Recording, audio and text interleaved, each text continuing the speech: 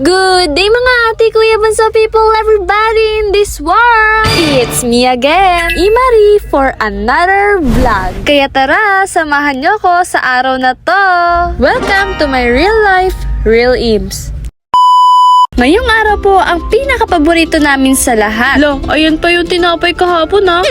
Anyways, ito ay walang iba kundi ang Friday. At take note, this is only part 1 of the day. This part ay most requested ng mga estudyante. At ito na ang aking pagkuha sa kanila ng video. Makikita nyo ang saya at energy nila. Shout out kay Allen, grade 8 student na suki ko sa Yema. Shout out din kay ate. Hindi ko po alam ang pangalan pero thank you po sa pagbili.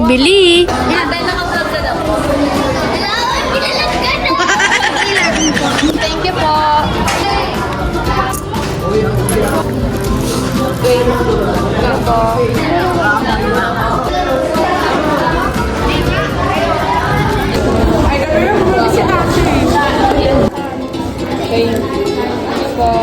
Shout out din po sa inyo. Thank you po sa pagbili. Ayan, talaga naman. Sila pa mismo ang nagbukas ng paninda dahil sa dami ng dala ko.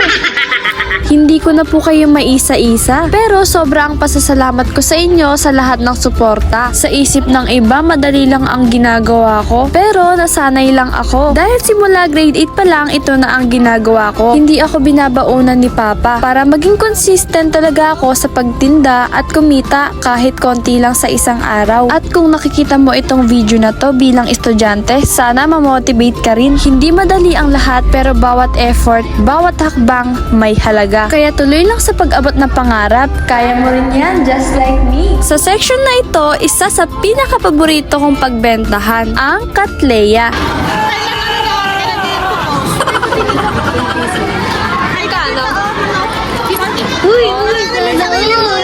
Ang susunod nga pong bibili dito ay si Jiro. Ano bibili mo? Bilhin mo na po. Ano yung ka-video? Oo. Gumaganda ang paligid. 10? Ay, 5, 10? Ano yun, 10? Anong ang to? Thank you. Tsaka. Ano din ang lalagyan? Bibidyoan kita. Okay ka muna. 5, 10. Thank you po. Okay ka muna.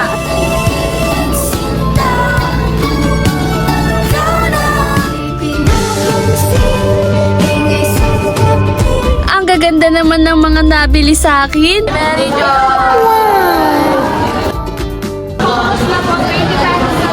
Nagulat nga ako kasi meron na palang teacher. Buti na lang, napakabait ni Ma'am Su. Grabe, tuwing ganito ang encounter ko sa teacher, automatic nasa isip ko, God bless po kayo. Sobrang appreciate ko sa kabaitan at suporta nila. Sana na-enjoy nyo ang araw namin at sana ma-inspire kayo sa bawat kwento.